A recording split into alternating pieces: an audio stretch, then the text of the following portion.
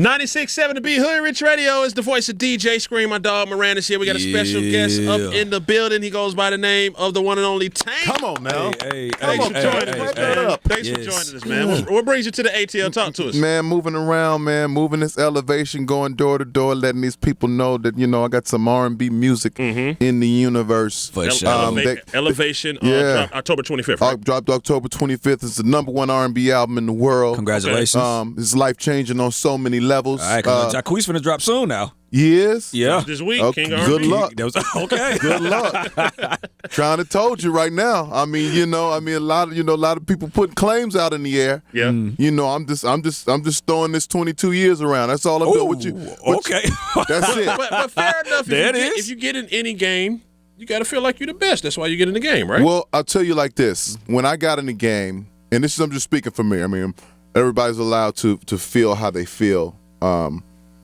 But when I got in the game, there were a lot of guys ahead of me that I knew in order to speak on anything, you know what I mean? In order to make a claim to anything, I had to run those guys down. Got you. You know what I mean? And I had to put in the work. And before I could speak on anything, the work had to speak for me. Okay. That's it. You know what I mean? And so I'm 20-something years in this game. And at no point have I tried to claim anything.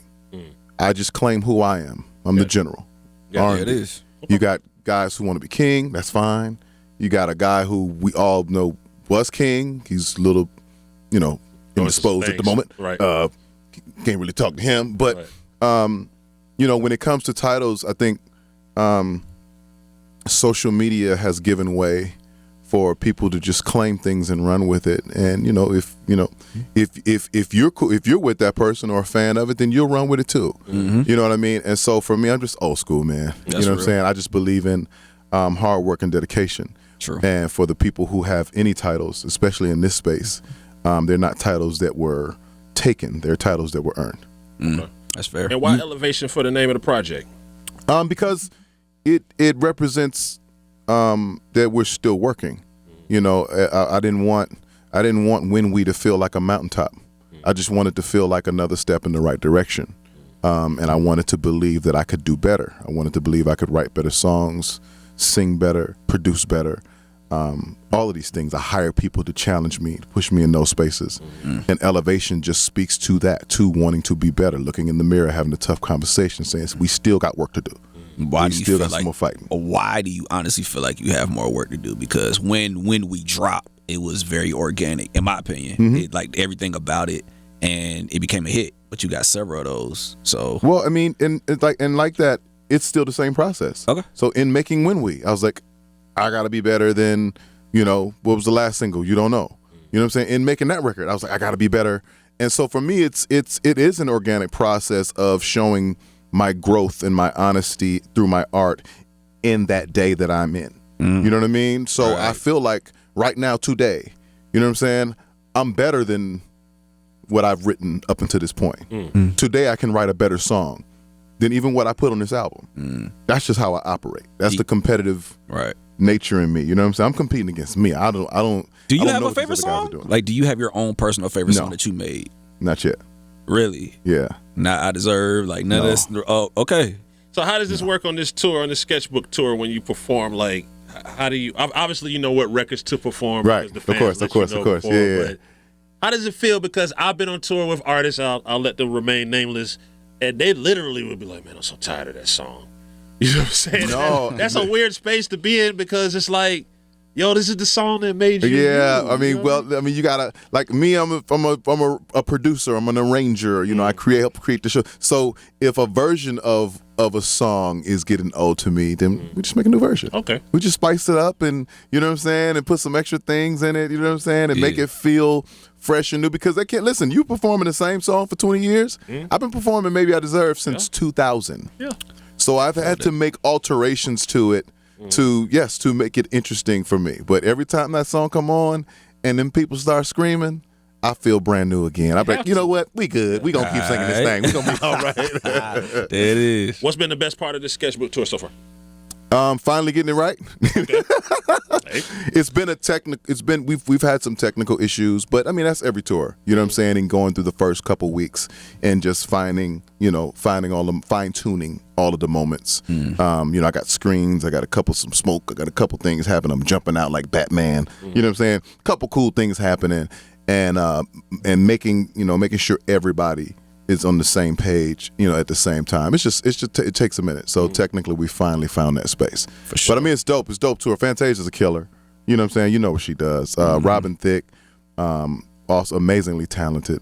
I go back to Robin Thicke in like 2008, 2007. You know what I'm saying? Like I know that when he had long hair and he looked like Jesus. I know that Robin Thicke, Right. who was just writing Shooter and all these other records. And when I sang one of the records at our photo shoot, and he was like, "Man, you going old school." I said, "Yeah, and I've been following you for a minute.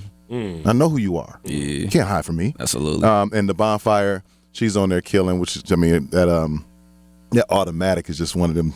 It just feels so good. Every time she sings that, I can hear in my room when she's singing that song. I mean, I just get into my little space where I just come on, Holy Ghost. So I was going to ask you that with the new wave of R&B, like who are some of the people that you are feeling? Because everybody say R&B came back 2 years ago. I felt like it never went away. It just was more underground.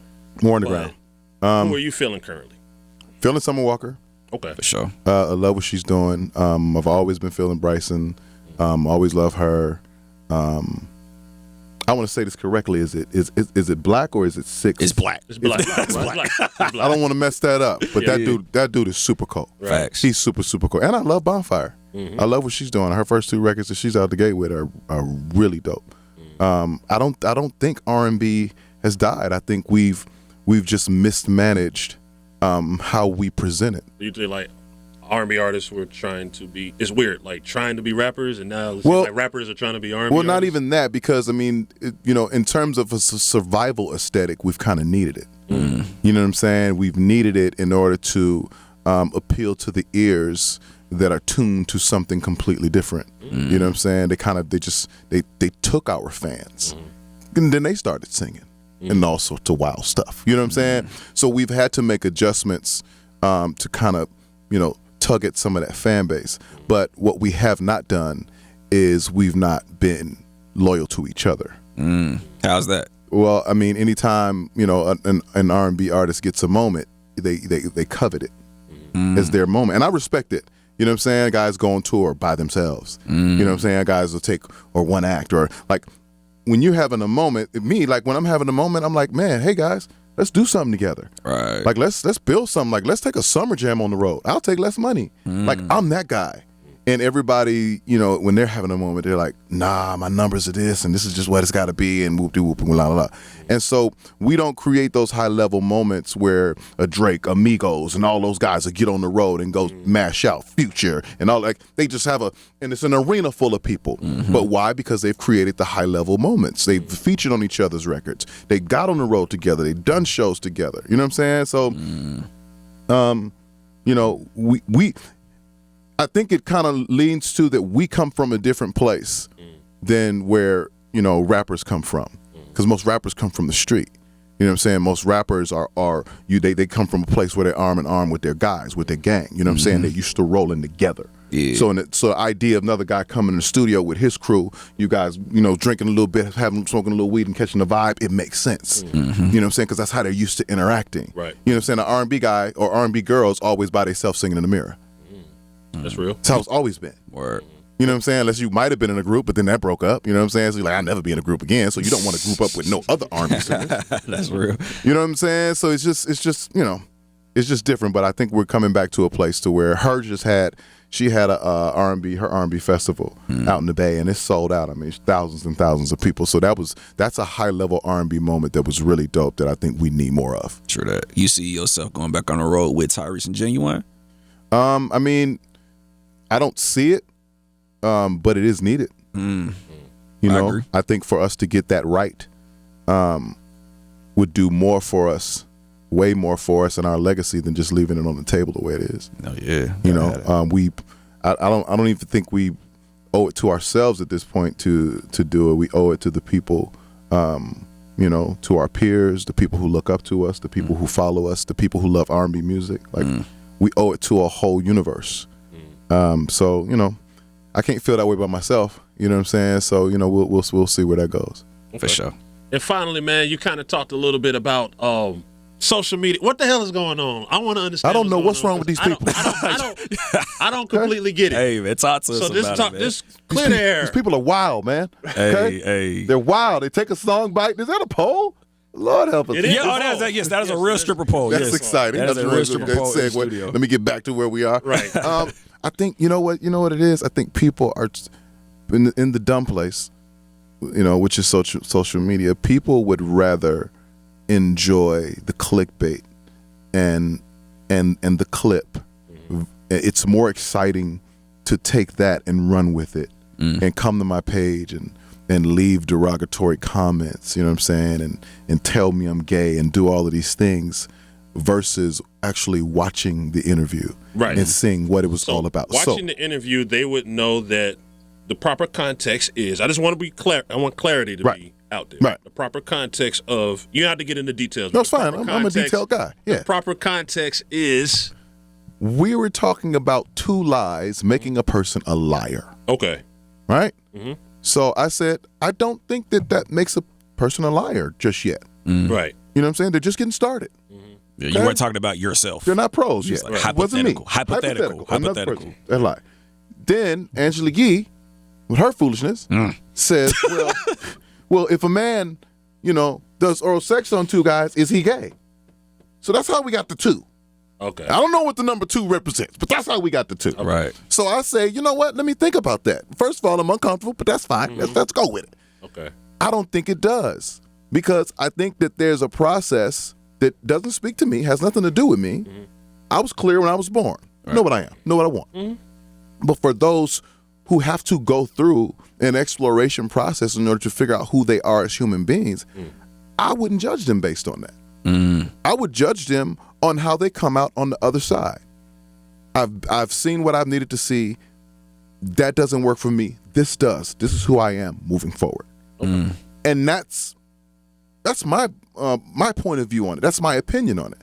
And so from me giving my opinion, somehow, which wasn't even about me, became a headline. I became gay. Yeah, it became Tank is gay. That's crazy. And it wasn't Tank was speaking on a man having oral, you know, going on a man twice. It was Tank did it. Did the prior interview, wasn't there a prior interview where something else sexual came up that might have fed into it? No. That was the salad tossing thing. The salad tossing. Yeah, but that's, I mean, if how am I gay because I, you know, I like a woman to, you know, maybe get a little salad a little bit. You know what I'm saying? I don't want her to use no utensils. If that's what you went to, you know what I'm saying? That's what, But that is a woman, right? I enjoy.